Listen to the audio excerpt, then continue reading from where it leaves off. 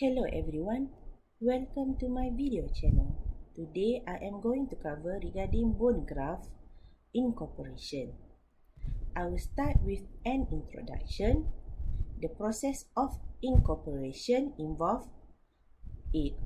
Osteoconduction, B. Osteoinduction, C. Osteogenesis. What is direct vascularization? Regarding creeping substitution, the stages of graft incorporation. I will explain more regarding the cortical graft incorporation, the difference between the cancellous versus cortical bone incorporation. Yes, the disclaimer is the same in all my videos. Thank you. Now let's begin. As an introduction, successful bone graft eventually gets incorporated into the skeletal system of host.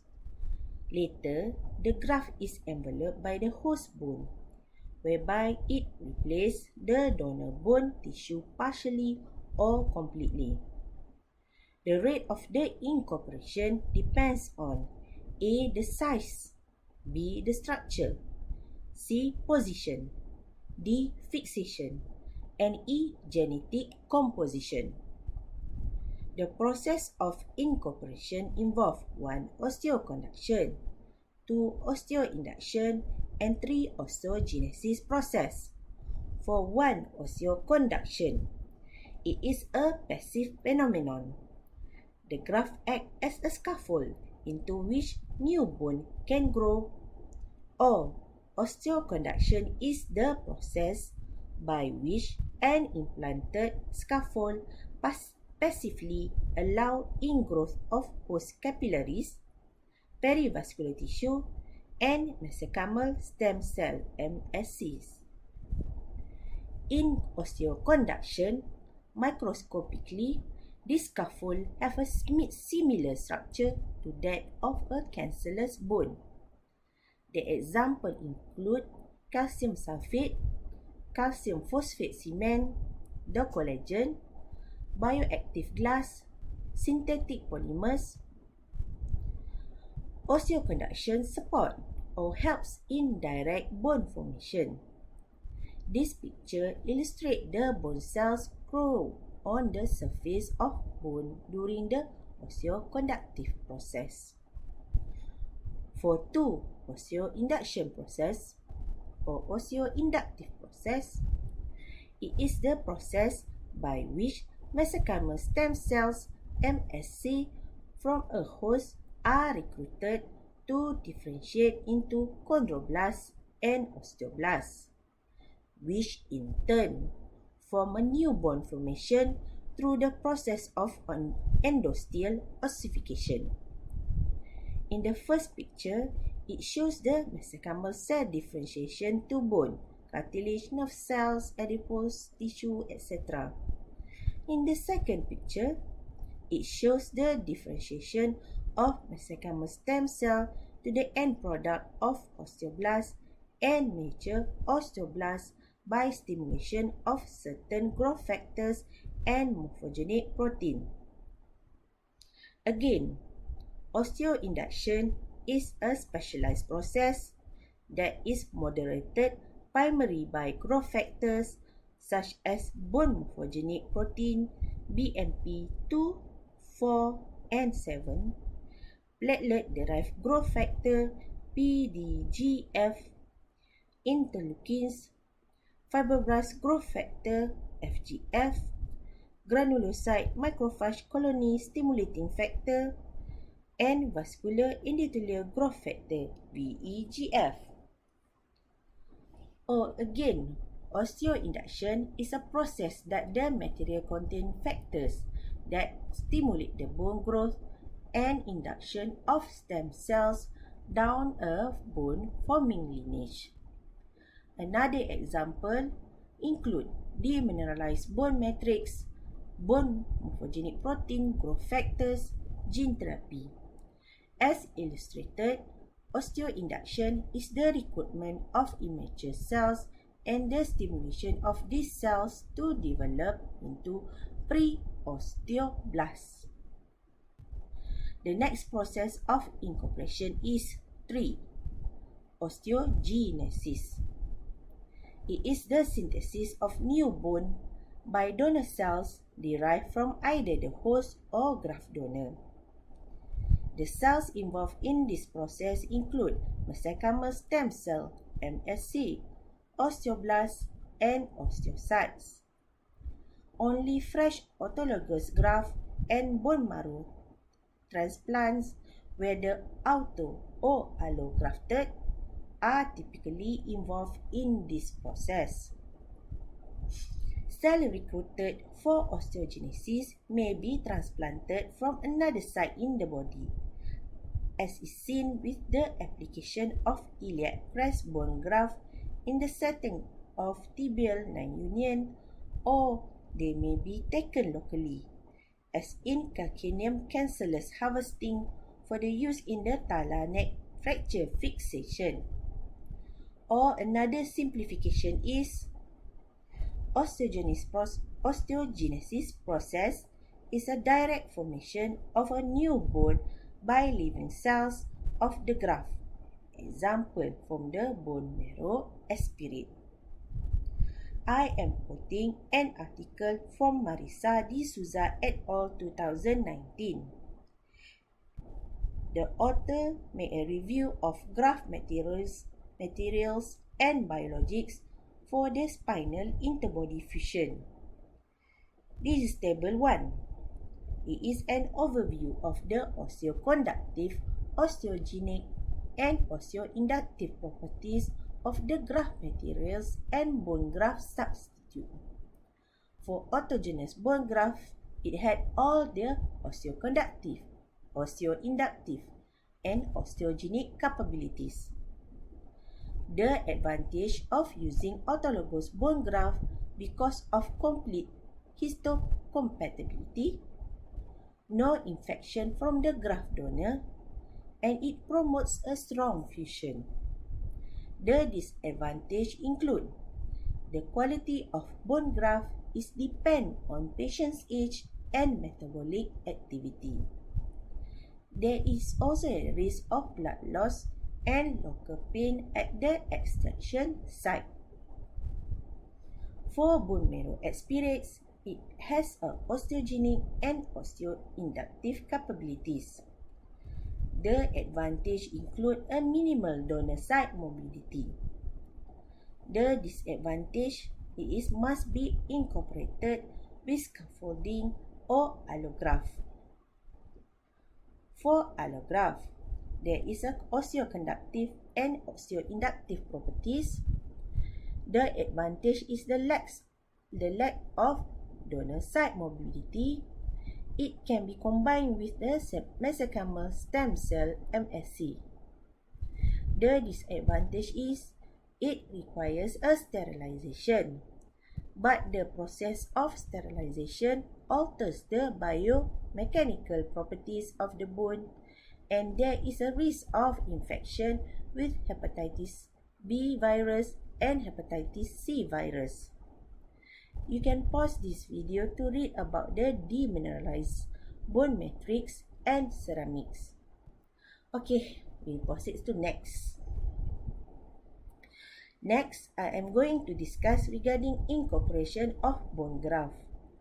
Well, incorporation of the bone graft within the recipient bone bed depends on factors such as graft revascularization, fast incorporation, and suitable healing of the graft can be obtained with optimal quality and speed of revascularization if there is adequate independent vascular supply to the defect site.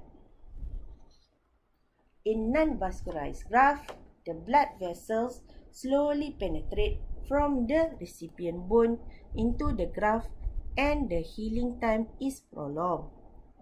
Incorporation of each graft depends on these properties, which can vary based on the source, whether it's auto, allograft, or xenograft, and the structure of the graft, again whether it's a cancellous graft or the cortical bone graft. Regardless of the source or structure, all transplanted bone graft proceed through 5 stages. Inflammation, revascularization, whereby the capillary buds invade the graft. Osteoinduction, the differentiation of multipotent cells into osteoblasts. Osteoconduction, ingrowth into the graft by means of the host. And finally, remodeling. The duration of each phase can vary depending on the characteristic of the graft. Any interference with vascularization, including infection and excessive micromotion at the reconstructed area, will delay incorporation of the graft.